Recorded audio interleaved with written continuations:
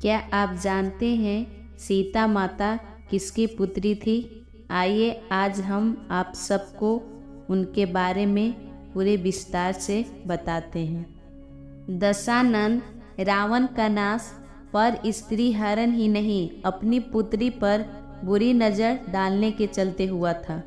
वाल्मीकि रामायण के मुताबिक माता सीता का जन्म राजा जनक की ओर से बारिश के लिए चलाए गए हल से टकराकर निकले घड़े से हुआ था, लेकिन वह जानकी पुत्र होने से पहले रावण पुत्री थी। आज हम आपको बताएंगे कि रावण ने उनके साथ ऐसा क्या किया जिससे उन्हें धरती से जन्म लेना पड़ा। निसंतान रहे मिथिला नरेश जनक ने धरती से मिली सीता को अपनी पुत्री मानकर लालन पालन किया और स्वयंवर के जरिए वह श्री राम की अर्धांगिनी बनी, मगर असल में सीता रावण और मंदोदरी की बेटी थी। इसके पीछे सबसे बड़ी वजह बनी भगवान विष्णु की उपासक वेदवती। सीता इन्हीं वेदवती का पुनर्जन्म थी। वेदवती बेहद सुंदर, सुशील और धार्मिक कन्या थी। वह विष्णु उपासक होने के साथ उनसे ही विवाह करना चाहती थी। वेदवती अपनी इच्छा पूर्ति के लिए संसारिक जीवन छोड़कर उपवन में कुटिया बनाकर तपस्या में लीन हो गई। उसी दौरान रावण वहां से गुजर रहा था। सुंदर देववती को देखकर मोहित हो उठा। अपनी आदत के चलते उसने देववती से दुर्व्यवहार करना चाहा। आहत होकर देववती ने हवन कुंड में कूदकर जान दे दी, मगर मरने से पहले उन्होंने रावण को श्राप दिया कि वो खुद रावण पुत्री के रूप में जन्म लेकर उसकी मृत्यु का कारण बनेगी। पुराण कथाओं के अनुसार कुछ समय बाद ही रावण की रानी मंदोदरी गर्भवती हो गई, जिनसे एक पुत्री प्राप्त हुई। इससे देववती के श्राप का असर समझकर रावण ने जन्म लेते ही पुत्री को सागर में फेंक दिया। सागर में डूबी कन्या सागर देवता वरुण को मिली, जिन्होंने उसे धरती की देवी पृथ्वी को सौंप दिया, जहां से वह राजा जनक और रानी सुनैना को मिली और सीता के रूप में जानी और पूजी गई। राम विवाह और पंचवटी में सीता के अपहरण के चलते श्री राम ने लंका पर चढ़ाई किया और रावण को वध किया। सीता मैया द्वितीय स्वरूप मानी जाती है। कहा जाता है कि जब रावण उनके अपहरण के लिए आया, इसके पहले ही सीता ने अपना वास्तविक शरीर अग्निदेव को सौंप दिया था। दरअसल अगर रावण वास्तविक सीता जी को बुरी निगाहों से देखता तो वह वहीं भस्म हो जाता। यही वजह थी कि अंत में भगवान राम ने अग्नि परीक्षा के रूप में सीता को अग्नि देवता से पुनः प्राप्त किया, लेकिन धरती से उत्पन्न हुई सीता अंत में उसी में समा गई। और अद्भुत रामायण की कथा के अनुसार रावण एक विशाल कुंड में साधु का खून जमा किया था। मंदोदरी को ये बात पता चलने पर उससे गुस्सा आ गया।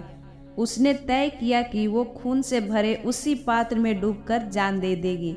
मान्यता है कि साधु के खून से भरा वो पात्र किसी जहर से भी ज्यादा जहरीला था। मंदोदरी खुदकुशी के इरादे से कुंड में कूदी, लेकिन मरने की बजाय गर्भवती हो गई। इसकी वजह कुंड में मिला दूध था। ये दूध का पात्र जो इस खून के कुंड में मिलाया गया, वो भी एक ऋषि द्वारा अभिमंत्रित था। मंदोदरी का गुस्सा तभी भी कम नहीं हुआ। उसने भावी संतान को कलंक मानते हुए उसे कुरुक्षेत्र के जमीन में दफना दिया। यही वो जगह थी जहाँ राजा जनक को खेती करते हुए देवी सीता संतान के रूप में मिली।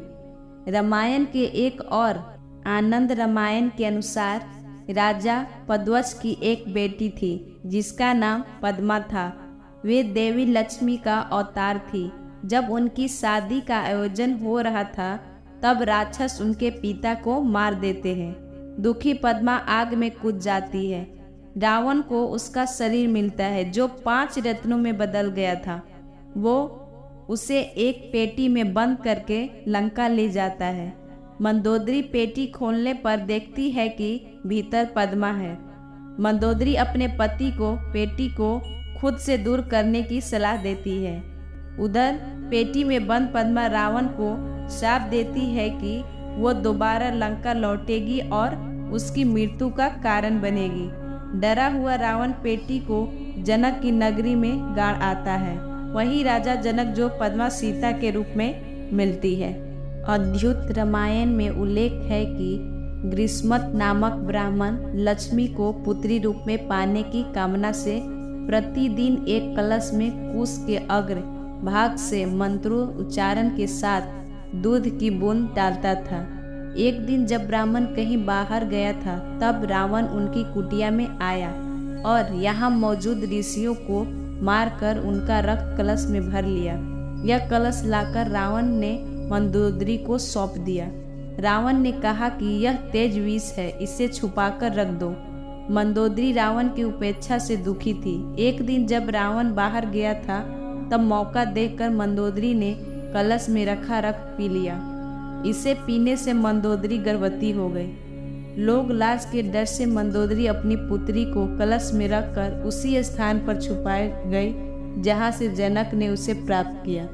सीता के संदर्भ में एक अन्य कथा देववती नाम की स्त्री से संबंधित है। वैशाख मास की शुक्ल पक्षी की 9वीं तिथि को देवी सीता जनक को प्राप्त हुई थी, इसलिए इस तिथि को जानकी नवमी और सीता नवमी के नाम से जाना जाता है। दोस्तों, हमारे द्वारा दी गई जानकारी अगर आपको अच्छी लगी हो तो कृपया कर मेरे चैनल को लाइक सब्सक्राइब करें और कमेंट कर मेरा हौसला बढ़ाएं। धन्यवाद।